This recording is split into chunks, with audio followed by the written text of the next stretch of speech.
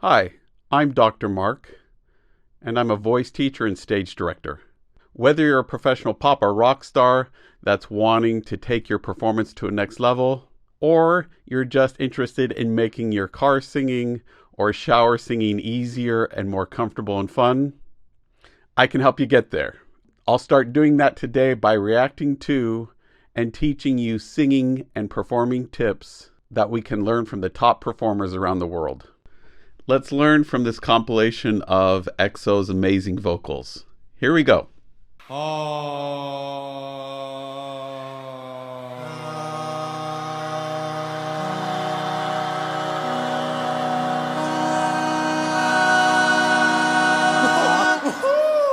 So what do we learn from these first ones? Keep it speech-like. Don't overextend here in the front of the jaw. Keep it open and back. Keep the placement forward.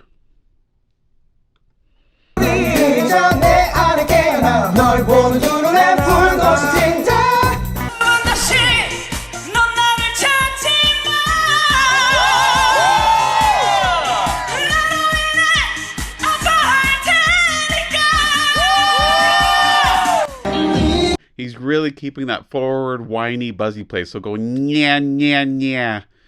Feel how it's buzzing, resin up here? He's really keeping it placed right up in there and keeping that airflow consistent.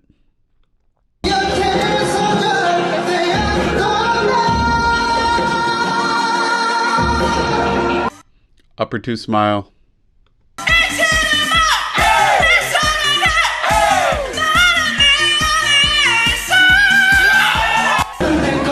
Upper two smile.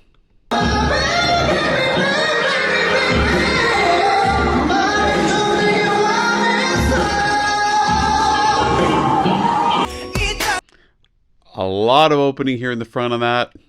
Also opening in the back, really keeping those teeth forward. It keeps that placement forward. It also has a certain emotional intensity to seeing that same action there. And that's what's going on.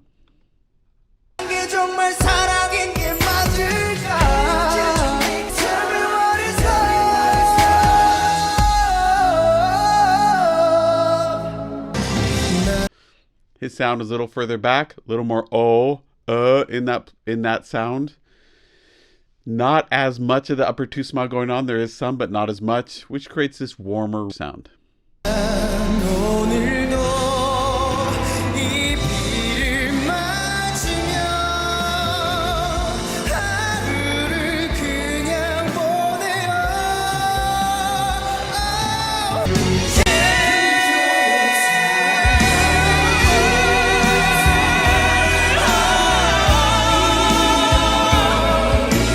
Upper two smile across the board.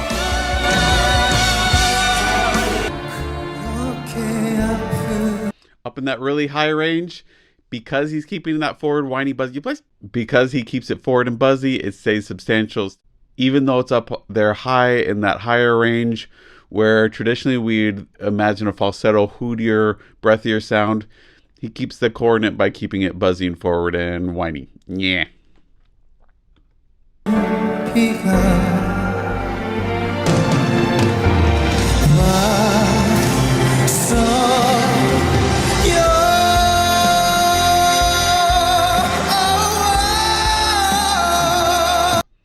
O on top, yes, it's the vowel, but it's also the shape he's using here in the back, which is again giving us this warmer, richer sound. It's also pulling the placement back. He is keeping some of that presence and that resonance forward there, and that keeps it buzzy and keeps it present, but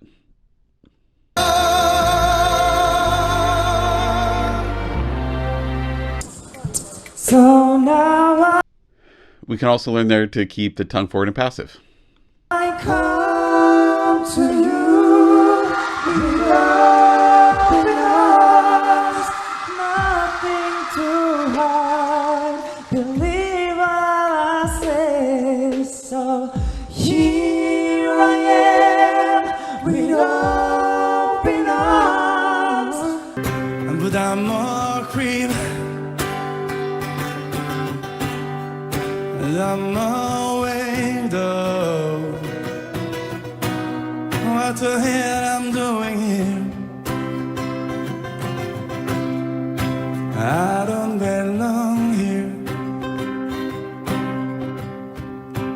I don't belong here. Okay, try going yeah, yeah, and really try to get it rumbly down here in your sternum. Try it again. Yeah. That's the kind of placement, the sound that he's creating here. He's keeping it speech-like. He's releasing the jaw, but not opening that resonant space a ton. He's letting the mic do the work there for the most part, but he's creating this rumbly, warmer, richer sound by engaging the same chord closure, breath flow, and resonant space engagement that we use when we do this. Yeah, yeah, yeah.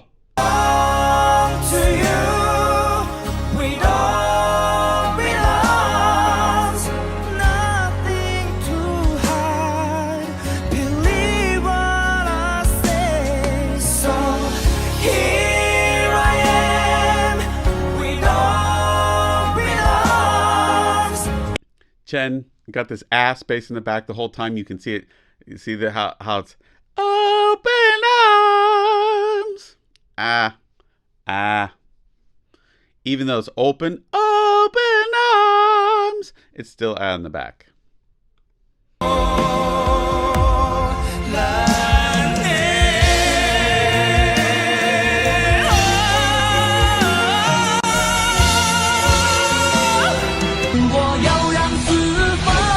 You can't see it there because of the clothes they're wearing and the shot, but if I had to guess by what I'm hearing, what's going on with their breathing, what's going on with their breath support, meaning how they're engaging that diaphragm, and the diaphragm being right at the bottom of the rib cage, and as a performer, how they're feeling it in the guts down below it that diaphragm displaces. Well, what they're going to be feeling in that moment is this feeling of keeping the guts kind of down and out and flexible, maintaining the same sensation they have when they're inhaling, even when they're singing. And it's staying flexible. It's not grabbing, it's not getting rigid. They're not pushing at it, but they're just keeping it suspended and flexible. Excellent.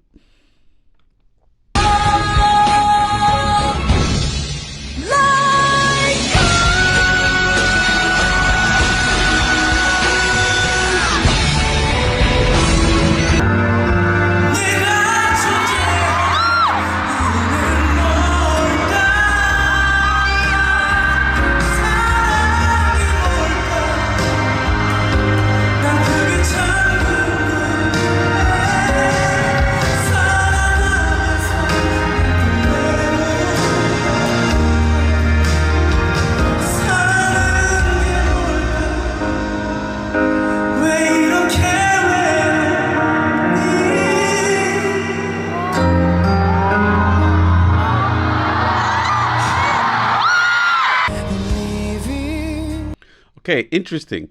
What made both of those clips, those super high note and this kind of warmer, richer lyrical sound work was really similar in that they kept the breath flow consistent and they didn't push at it. When he went for the super high note, he didn't work at it harder. He didn't really push at it. He did have to work really hard to keep things from grabbing and keeping things open and stretched, but he wasn't putting a lot of extra pressure behind it. He was trusting the breath flow to keep it consistent and the resonance. Then in this most recent clip here, it's warmer and richer by how he's shaping it, not by pushing extra pressure at it, not at forcing it, not at bringing the chords together with more tension and more closure, but just keeping it as balanced as he can, but adjusting the shape in the back to get a different sound and a different color, and not by putting pressure and strain on the voice.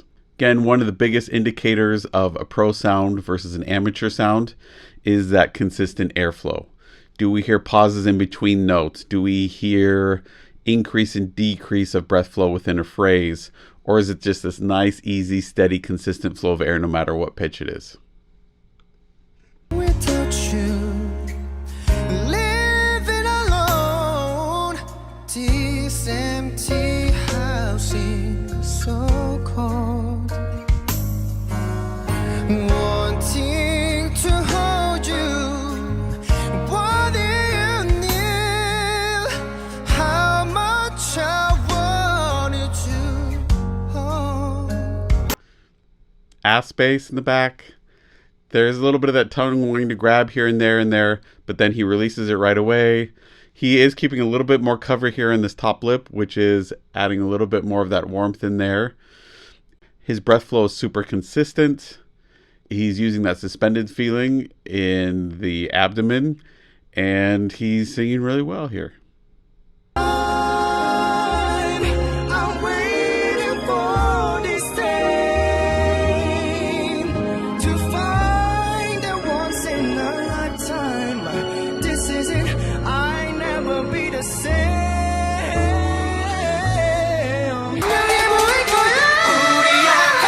Okay, there in that moment, what did you see again?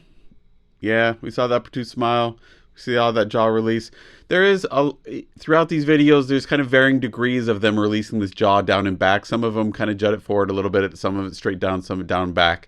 I think you're going to notice the times when they do release it down and back, it's an easier sound. What I love performance-wise across the board is that no matter where they are and what they're singing, A, they're committed, but B, they seem like they're just having a good time, that they're really enjoying performing. And that makes it really, really fun to watch. And that's another thing we can learn. What do you need to do to make your performance enjoyable for you, the performer? Is that your green M&M bowl somewhere? I don't know. But you got to do what you got to do to make it so you're having a good time performing.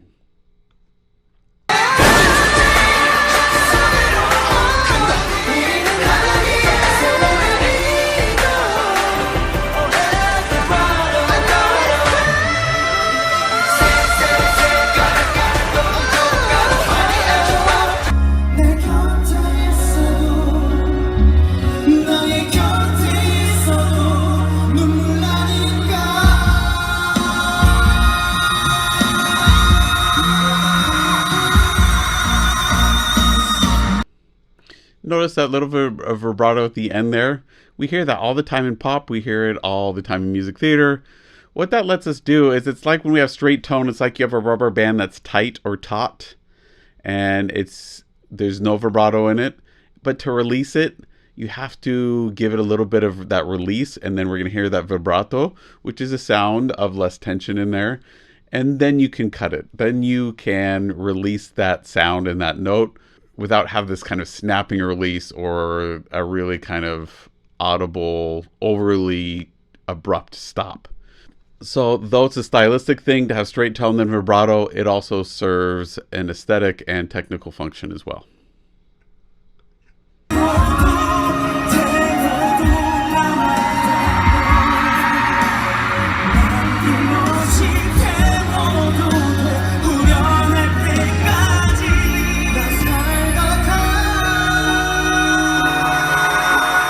Oh, gorgeous. Keeping the ad in there and that jaw release. You see how it looks like there's a box in his mouth? Perfect for this pop sound and the sound that they're making here in this moment. Love it. Okay, so you'll see across the board here, this moment where they get the mic and it's a high note and they're like, oh, like they're going to like swallow the mic or something down their throat. They're leaning back, their heads up. Is that anything to do with the vocal technique and what you need to do to get a high note? No, it's just showmanship. It's a lot more exciting to hear this high note and think that this person is putting forth extreme effort and to give us this high note. It makes the impressiveness of a high note even more impressive because we're seeing it. We're not just hearing it, we're seeing it. Unfortunately, what that does for other singers watching it is it subconsciously trains us to think that for these high notes, we have to push harder. We got to strain more. We got to put all kinds of tension behind it. No, we don't. This is for the audience, and it's important as a singer to not confuse them creating the sound and making this high note with the showmanship that gets the audience excited and gets them all riled up. Why are high notes so exciting? High notes are exciting because in everyday life, the more excited we get, the higher the pitch goes. And our ears perceive it as louder, more intense. And so, consequently, as an audience, we feel it as more intense. We have a more intense emotional reaction to it.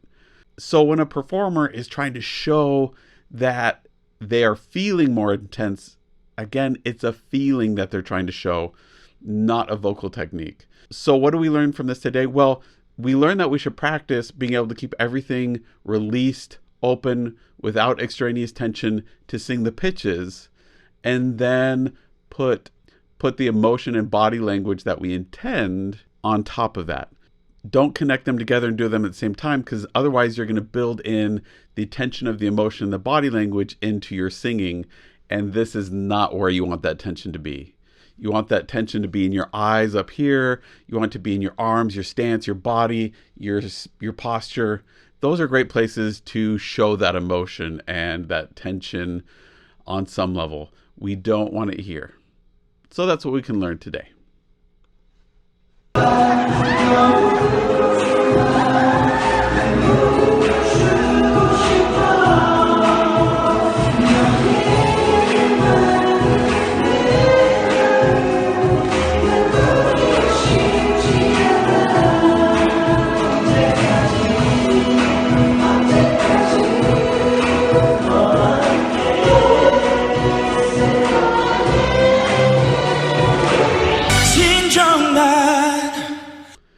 You know what I loved most about this is they're sharing these mics, and for the most part, if you look on both sides of the group, the guy holding the mic is actually giving more of the mic to their partner. To me, this says everything about a group. When each member of the group is more about making their partner sound good and look good, it only serves to spiral that group to higher and higher levels of artistry. It lets the audience love them and appreciate who they are. It's really endearing. Fantastic. That's really impressive in these moments, because for the most part, if we're in a high stress intensity situation, which performing is often considered that, then our temptation, we're wired to think of ourselves first. We kind of go into fight or flight, right? And survival. This shows both, A, that they're really comfortable, experienced performers, but also that they're really intentional in taking care of each other. And I think that's awesome.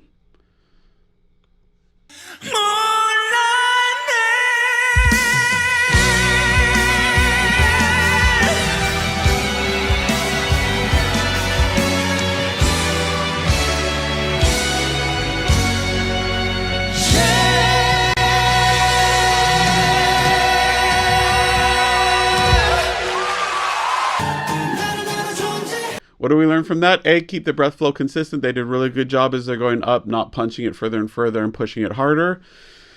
We also learn as you're watching there that they are thinking early. They're taking a nice full breath well before they have to sing. Make sure that as you're breathing and you're taking a breath well before, that you don't take a big breath and then hold it for a moment and then sing, but that you take a big breath. And as you start to sing, that motion continues and you feel like you're just continuing to expand out. What we don't want is that moment of pause, that moment of grab right before we sing. So just watch for that.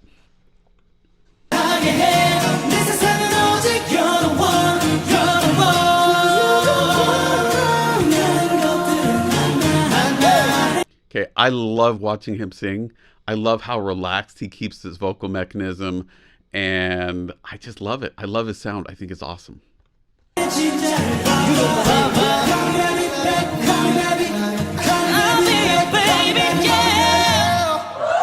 Ooh, see that high note is really high up there. He had release here. This was not super wide like it is often when they go up there. Again, showmanship often. Here, he shows us that it's not. He can sing those high notes without that extra visual tension that we see. He's just keeping it buzzy, forward, and letting that airflow take him up there without the extra effort. It's often the extra effort, the preparing before that high note, that grabbing, that stress, that strain before we get there, that makes it so we can't hit it, that makes it get tight, tense, uncomfortable, stressed. If we just keep it the same and keep that placement the same, keep the breath flow consistent, all of a sudden those high notes are going to come out and super easy, resonant, and it's just going to be one other note. It's not going to be this huge, big, humongous effort and gearing up that you have to spend all this emotional, physical, vocal capital to get that note. No, it's just another note. And he's showing that here. Love it. Every time I close my eyes, I see my name be shining light. Oh, a different city every night. Oh,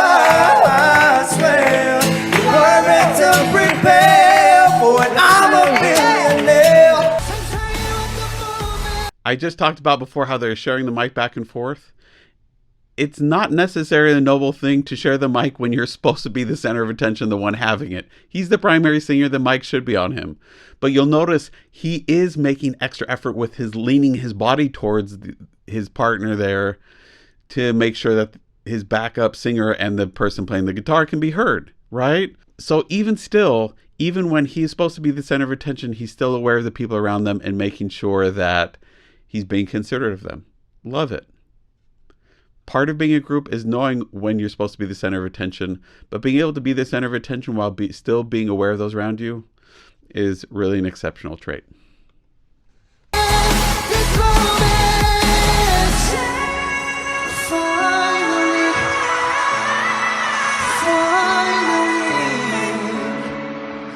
Finally, I got you. Love the hand gesture. Love it. Here's why. One of the things we see from young performers all the time when they try to reach out, we see this bear claw thing, right? The hands are splayed and it's like a witch reaching for you or something. He's just keeping this really elegant hand. I talk about it as being wine glass hands, and it just is so much more elegant. It doesn't create tension all the way up the arm, and it shows that actually all the way from his neck down his shoulder into his arm is released and comfortable and relaxed. Awesome. Otherwise, if we have too much tension in this hand and arm and aren't aware, it can creep all the way up into our neck and cause problems in our vocal mechanism. So, though it seems nitpicky, I love this hand gesture. So elegant, so great. I hope you learned as much as I did. I think you're hearing across the videos that I do and these ones that there are some consistent patterns no matter what singer we're listening to and watching that indicate A, that they're professional, and B, what these top professionals do when they're singing that makes it sustainable, that makes it so they can do it day after day after day after day. It's those patterns that we're really looking for. We want to learn from each specific person and identify what makes their unique sound, but really what's going to be most useful to us are the patterns that work across all different genres and all different singers that we can use no matter what. And I think here they display this really, really well. If you want a voice lesson or performance coaching or want me to work with you or your group to help you sing easier or perform at a consistently higher level, book a time with me at mrperformingartsstudio.com. I look forward to working with you online.